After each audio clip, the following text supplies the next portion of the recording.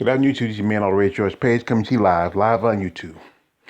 Well, you know, the news is that Angela Hill has tested positive for COVID, and right now she's not going to be able to fight in her rematch against the Tiny Tornado, Tisha Torres. And our prayers and our best wishes out to Angela Hill. I know some people may not be a big fan of Angela Hill, but you gotta respect her. You gotta respect her work ethic. You know, she's been fighting straight since last year. And anyway, and Tisha Torres, she last time she fought was practically about the first of the year or last year. I'm trying to remember. I think it was last year. I think it was first of the year. Well, anyway, um, both these ladies have a old rivalry. It's going back to the days from Tough. And as you know, they had their fight back in 5 years ago on 2015. You know, but now this fight, we're not sure whenever this fight is going to happen. Especially with COVID and what Andrew needs time to recover. And you know what, it's just she was ready to go. She's a gamer. I mean, after her last two fights where she got screwed, I was hoping this fight would be an opportunity for her to get back. Especially to get avenge a loss and also obtain a win, and maybe save her from being cut by the UFC. But you see how Tisha Torres, who's been training, working out, and she's ready to go, but she'll have no opponent. Well, I was just doing some research and trying to see if there was anybody available. I was looking at Marita Rodriguez. She got a fight. Then a couple other ladies I was looking at have a fight. But there's some ladies that are not even active right now. So I'm gonna drop some names, and you agree that maybe these are possible contenders for the next upcoming fight. Now, Randa Marcos, and she fought last month, and Randa, just like Angela, takes the last notice fights. Now we know Angela's on the chopping block. I mean, we all know Randa's on the chopping block for getting cut by the UFC. She lost that fight, was it last month, against Nakako Murata. And, I think she probably can take this fight at the last minute. You can push the fight back, maybe not this week or maybe a couple weeks down the road. Maybe right around the Saturday after Christmas probably be good. Then you have Matara. She just dominated performance in her fight against Randa Marcos. I think she might be a good, competition for Tisha Torres. She's kind of tough. Her and Torres are kind of like about the same build, same height.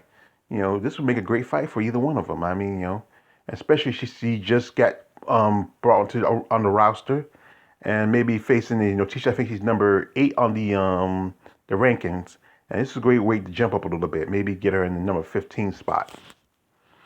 Then you have here is Olivia Renata Souza. Now, she posted a fight Ashley Yola, but she got dropped out for some injury or something like that.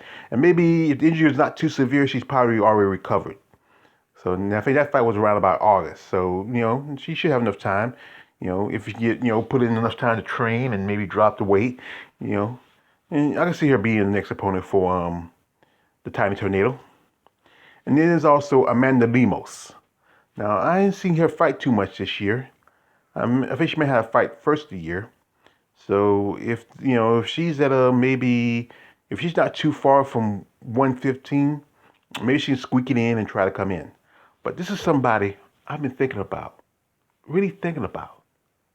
And I think she might be a good opponent for Tisha Torres. Yes, Masara Canedo Ruiz. Yes, I think she should be picked up by the UFC. Was it last month? Her and Emily Cote was supposed to fight for the vacated Invicta strawweight title, but for some reason, I don't know what reason, they never. I think either somebody told me that it was someone in Emily Dakota's camp that come positive with COVID, or it could have been her. I don't know. I forgot.